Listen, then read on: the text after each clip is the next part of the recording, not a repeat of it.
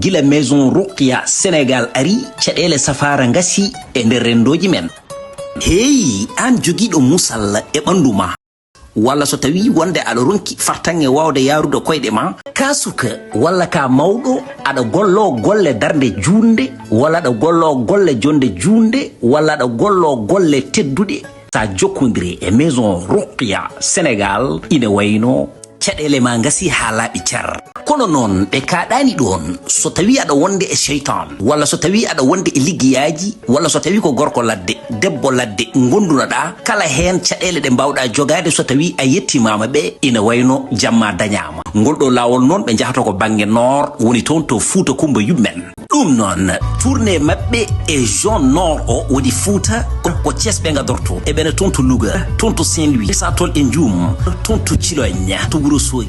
Kala hen jiɗɗo safrade yo wat feere waɗa inscrire gila e law ne tawno ko jahanno ɗon. Bandiraɓe maison Ruqya Sénégal mone yilliɓe kam caɗele mum e rafiji gasi.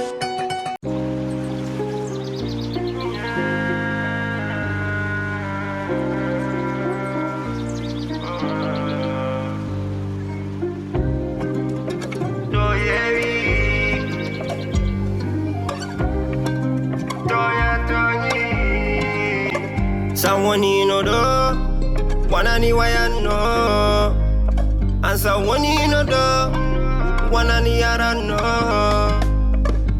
I want you for, I want you know. Madawayani, musikam kenenjarani, bingelam, miani no fe, halang kuke, halang motonma. Benende, ebe padma, bene kalma, ebe darma, chagalma, ebe peuja ya kalma. Do yewi, toya toni. Je t'aime à la folie, Famani anani, olgo kevi.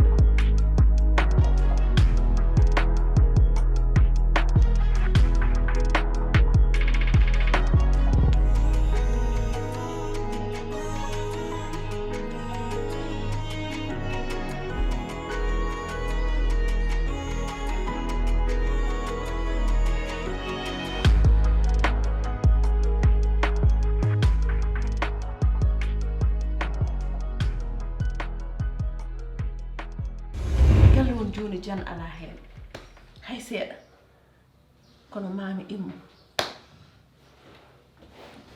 ya walo kam ko woni probléme makko fotat uddu damal ngal sallelim al uddat damal ma waji uddu damal moƴƴani ya walo ya lelo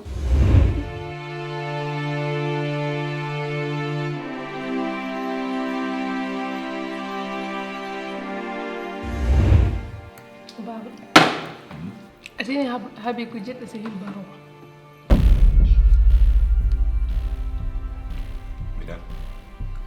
min beta atini beta habi ko no badda se hil balo mira habi ko jedde sahil baro de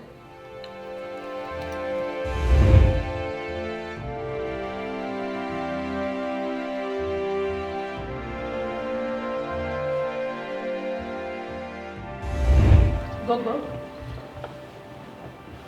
Mbima lamdade an hor gandirɗa baba.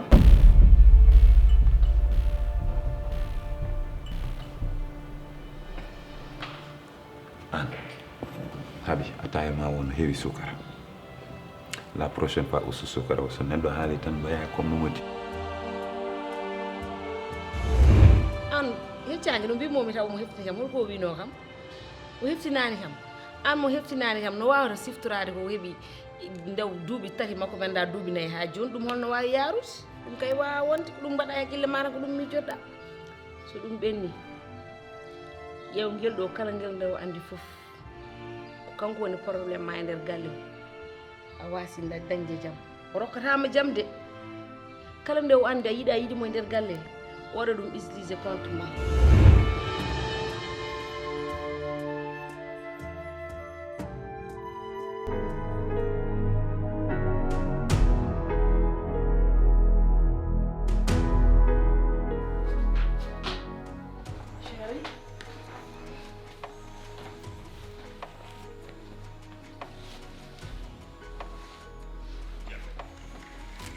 ko himtoɗa ni Ministre Sidiki Kaba keɗotomi ko haalata ko haalade scandale financier.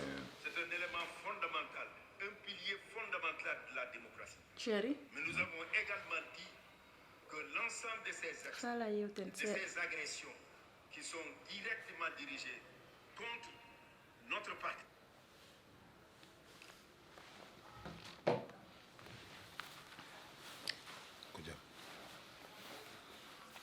affaire sukaɓe ɓen Je t'écoute. Binta haaldu e makko de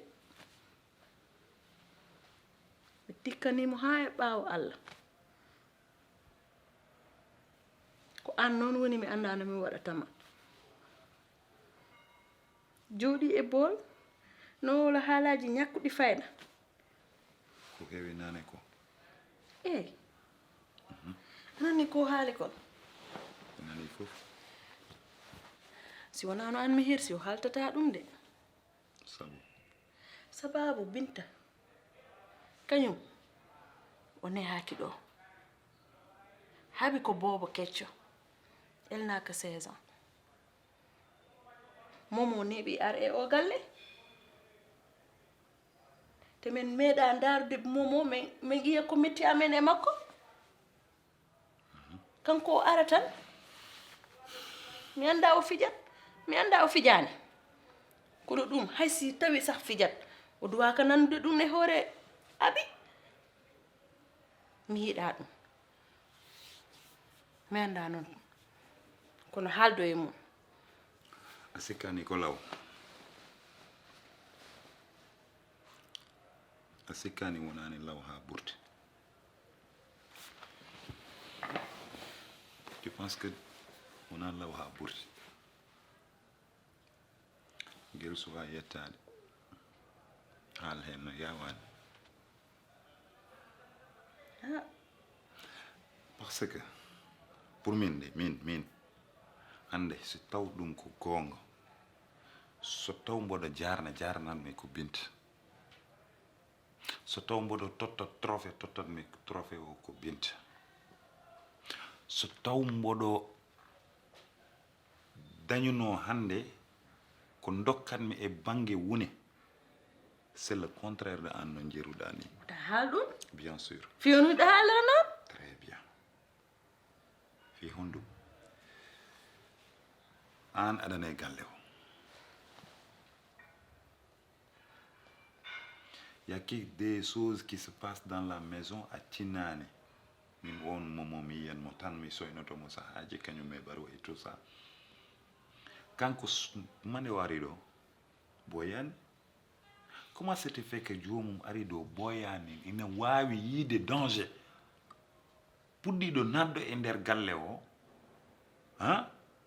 ari osi arde e nder table o suuɗani ko haalata ko habinan jooɗi et je sais que ko toñani min genre non attends chéri attends mi yiida luttodiren monde andi o toñani. Elle a vu que Abi a été vexé parce que ndew haali dum ne je vis réaction de Abi hein. Mi wona kanga dum andi hala saka non hala mo halaka. Habi ko bobo tan. Attends, ko bobo c'est là où il y a le danger. Sinno ko mawdo wonno yimbe mi jota ko non ko woni bobo ko dum taggi kam haala. Momo. Arrête de me Momo nebi ardo. Écoute-moi. Momo si ari do ko suudu. Tu me laisses parler? Woro natata. Laisse-moi parler. Laisse-moi parler. Habi ko cukalel to ko sel. Elle n'a que 16 ans. J'ai vu sa réaction. Lorsque Odo Hali Halam Miyino réagiri. Parce qu'elle a été surprise. Elle ne s'attendait pas que Odo Binta ma hal halaluji badi non. Si Binta ose halde halaka, c'est parce que Habi et Houri Moum l'a confié ça. Hali halabado non. Anda régil Binta. Écoute-moi. Mine mamen meda waddidir. Écoute-moi, mi mami. Min je pense que ka jodi do tan e damal ada fada Binta wada infraction goto mbiya Binta wadi. Écoute-moi. Non, c'est ça que je suis en train de voir mi. Il n'y a pas de njobdi, il n'y a que les faits. Il n'y a pas de njobdi ou bien nyamande ou bien ko wayi non. Anun yawidi. Holko yawata do? An Binta hunde An ari do. darani bingel ma hal bingel ma nana nata e koce o ari haali dum et après le mal ko Binta wadi do. Ko haali kon wana gonga. Ko labma hen. Ko sehel mawn mum. Tuma ari do wo ko mawnu mun addi dum do. Toi tu es naïve hein? Qu'est-ce que ça veut dire sehil? Ko woni sehil? No foti worbe yahata no arana frete kante galle mi hala sehil. No foti galleji pusi taw ko kawirado badirado e ko way non. No foti laabi nanda kawirado yetti may badirado mudum. No foti laabi nanda bammum odo tokoso dey wadi violé kari. Chéri. Non attends, laisse-moi terminer. Arrête de. Ali andi momo si ari do. Baro yahat kam makko. Adani ko woni. Dum meda wat. Adani ko woni. Mbalene jam. Wala jamma kami wawa.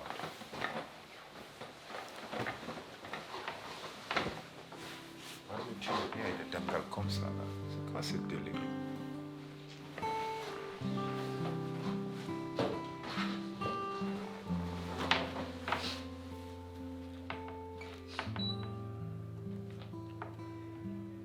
Soukabe règle ta soukabe. Et après tu oses parler comme ça.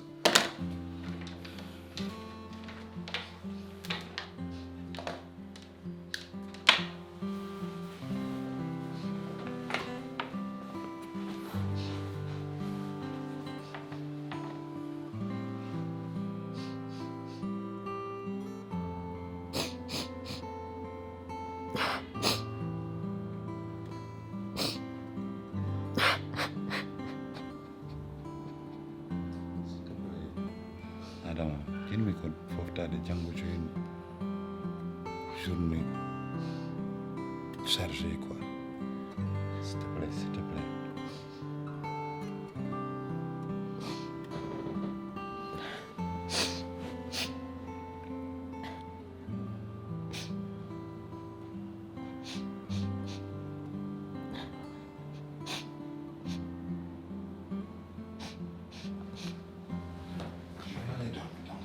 C'est comme ça.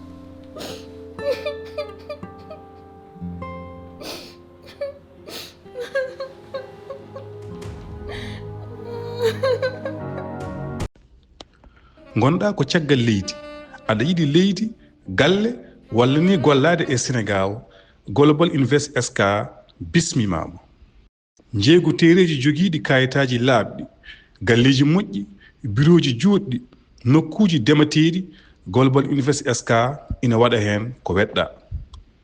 Luugol galleeji e nokkuuji jooɗɗi ko gollal ngal Global Invest SK seedana.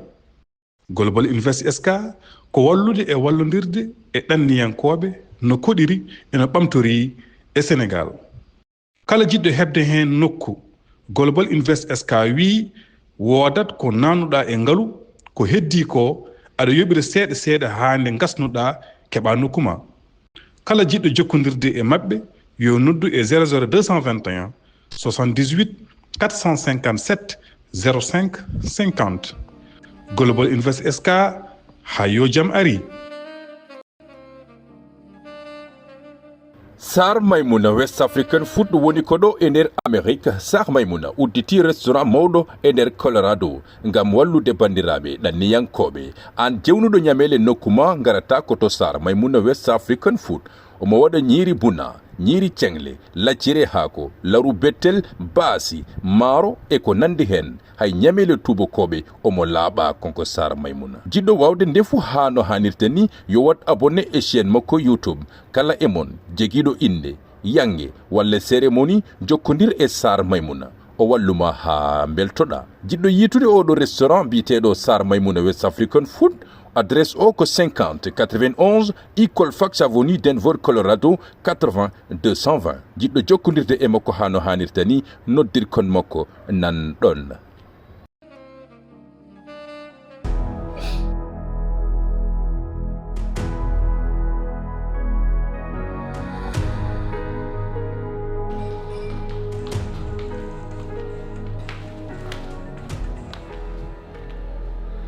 Chérie.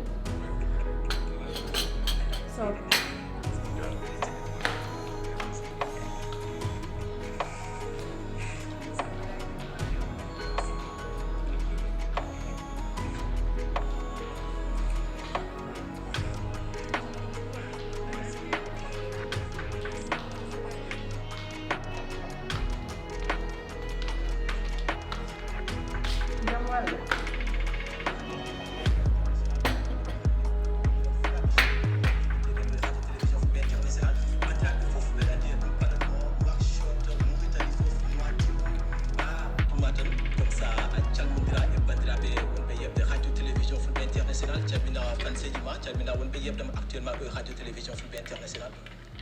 mi salmini dendagal aduna yewdirde mon e yewtide mon aussi ko fati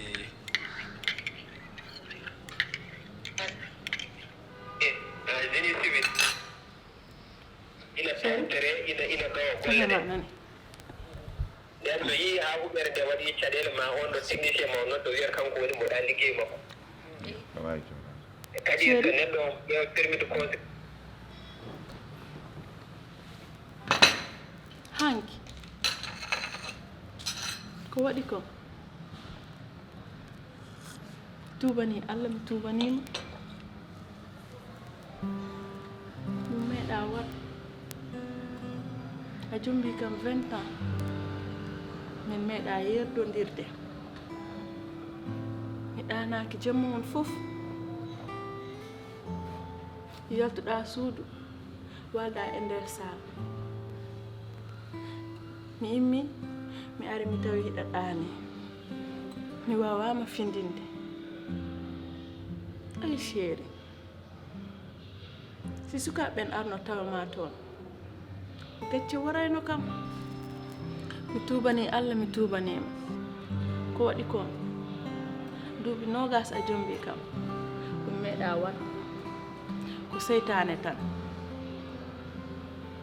kono chéri mi wattata ha pooma ha mi maaya Mbaɗɗa on selli ay tampere mawɗum ni jam tan machallah bisimilla ma e nene tullay lamdoto noon tullay honon nene tullay walla yasin ala tullay icca min kam ko nanɗo walla Binta eyyi no mbaɗɗa jam tan aɗa selli mawɗum a heptinani o kay mbaɗɗa Gougou san jam tan a selli ko ɓi haabi o woni ɗo haabi sehil tullaye habi sehil tullay i ana majji haabi an habi sehil tulla mo ñallata nande ne haala ɗum jamma e ñalawma ne yimɓe ñande fof kay tullay ko wona haaldo ko haala ɓiiɗo makko ko ɓiiɗo wonɗo holne garɗa badda ɗum mbaɗɗa e tampere aɗa selli no bamma en mbaɗi eɓe celli jam tan kay mawɗum ni jam tan ɓiɗɗo wonɗo cukalel mawni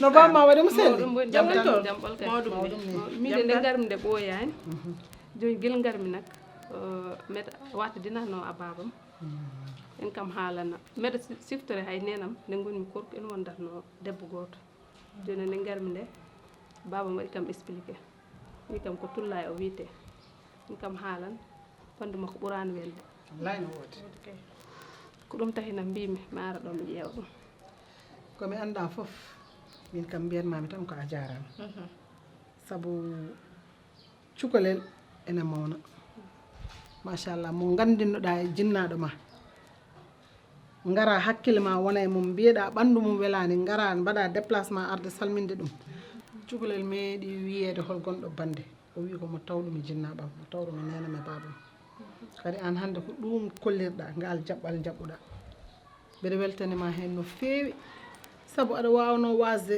hakkille ma ara ma nenama tullay haalaka noon hande ɓandu ndu ɓurani welde déplace oɗa mbiya ka garɗo salmindem komi anda foof min kam mbeɗa wima a jarama kadi ko ɗo puɗɗi ɗon jaɓɓuɗa ɗo ko ɗon tan inchallah min goggo mina andi ko nenam joguinomi mbeɗa wonde makko ɗo guila woni tokosel mbeɗa yiiɗum ko onon gondatno surtout on babam wi kam ko heɓe gondatno mbeɗa siftore hay mais andi korko gondoni wallahi no woodi joni noon nde garmi nde o wi kam ɓandu makko ɓurani welde wallahi no woodi ko gonga no wimani wallahi ko noon woodi joni kam ɓiɗen ande o ala aɗa joni aɗa mbatten bisimilla joni yo aro ɓenda nder jaaha ƴeewoya mi yaha mi ƴeewoya so tawi o ala to wadde makko o bato bisimilla no bamma en mbaɗi eɓe selli wona jam woni toon mi tuuɓi accanan hakke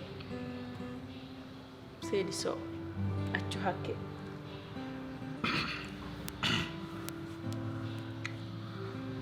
Adama eyi neɗɗo sa natti mawnude tan poɗɗa ko wonde mawɗo hoore ma moi je pense que en fotani lutodirde e ko fati e ko wayni et je me suis dit que peut-être hanki nde garmin nelimi e salon o so taw probléme o ɓurino ɗo ou bien ko autre chose ou bien min e ma dañno caɗele comment ça allait passer. On parlait de notre fille holɗum ko danger nani e damal galle amen neɗɗo ari waɗi aperçu danger nani damal galle amen haalnima ɗum gongo wona gongo mi toppitaka ɗum aɗa andi holko toppitan holno mbaɗanmi hami jetta koche mi waɗa ɗum e damal gallam comme ça danger oɗon yettata ko nder gallam après mi fuɗɗo lijjidde noon so taw ko gonga ou bien wona gonga fayo tan ɓe mbi soɓe mbima mbarodi nan to kala jaaɗo toon warat ɗum ou bien dogue mbarodi nana ara dog so yimɓe fof dogue dog so taw ko gonga an ma dat so taw wona gonga kadi Allah waɗi kadi bonnantama haydara mais non mbiɗa kam non si ko Bintu waɗi ɗum tout ça attaque et puis je sais pas et puis tu excites aɗa way non je sais pas nattaɗo e tout ça là non t'inquiète pas mi yaafima mi fawi tan mi chéri wawa tikandema aɗa andi ɗum mi fawi tan timi yiiɗa min lutodir et je sais que si je continue à parler aɗa haala ma en kaal ko ganduɗa mojjani amen e hankkadi amin jogui sukaɓe amen mawni natti wonde sukaɓe simple regard hakkude men ma mo fewani aɓe paama ɗum gon wonko poɗɗa hersude wonko poɗmi hersude mais somi haali jedda kam duttoɗa kadi diwa sumi se dit mais ça c'est pas adama accanam hakke mi accanima hakke accanam hakke seydi Sow neɗɗo timmani wottata nul n'est parfait ala neɗɗo mo watta erreur aɗa andi holko boni mbaɗa erreur ha après mi yaa aha ko hen mayani hay min mi waɗi erreur et je reconnais mi waɗi erreur parce que mi fotani tikkude min nene aussi mi an tagi kam tikku mi fotani tikku mi an tikkini kam et j'aimerais bien que ça se reproduise pas wasa artude hakkunde men ma aduna wattata ha min maayo on mbiɗa andi ko an surrata kam ko ɗum mi torato Allah tuma mi juuri fof ha surra kam e nder yanande mi wattata o leer taw ko 200 millions année wattata seydi saw yaafema ittuno maɗɗani ummoto joɗɗano jam pense mi meeɗen hen seeɗa tan komi tawa parce que mi ñamde j'ai mal dormi ici hono mi defata mbottaari wonnam payela fayla wayri ñamde ɗum hawa muddi kam creve bon ganduɗa netti to heewata hen tel fam ko yiɗɗa wiyamboɗana kam futti wayri ñamde futti maari bara takkurde ojji e ñawa ko e tureeri ndi ha heewa homay nana gon si maɗɗoɗa allez bonne journée merci mon amour chéri a bisani kam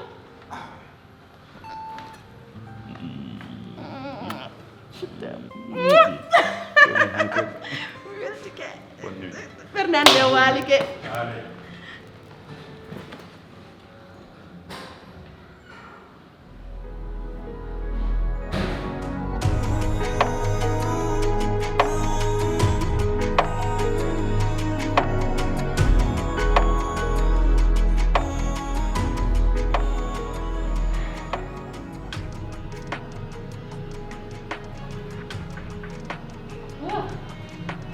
Eminge kuke hande ko ɗo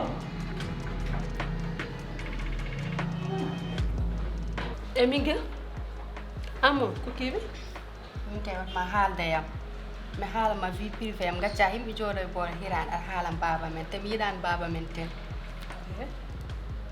mingue ɗum tagi han a jawa e arles mi walluma a jangde ma he ko an kaldanmi eyi a ɓurandu baba mi yiɗa ɗum di wi kam ko yomi janggo e minguel anne hayni min ɗum simnum haali mi haala en pour yo babam sek walla pour yo nene ma sek min mi haar rek par ce que mi yinna raar mbete sim ɗum waɗi sib ɗum tini mbete maɓe dukku walla ɓe dukkata pour mi wawa andu hono mbaɗatami ɗum pour mbawa won ɗum mum ko ɗum tan tagi de mais mi waɗani ɗum pour goɗɗum de mi ko an woni minguila min mbeɗa waɗa ko musma annen nak minguel an kay ɗum mbaɗɗa mi waɗani ɗum de mi waɗani ko pour ɗum mbanmi ko ɗum rek pour gadda mami waw yar hakkillaji mumen gadda mi wawma tottu o gondammo taw heeɓe ɓittenta hen ndega ko ɗum tan may walla men joni walla hen annen minguel o seka tan min ko an jogim ɗo an woni miñam sa kam seke nde mi wertata jehen les mi walluma jangga annene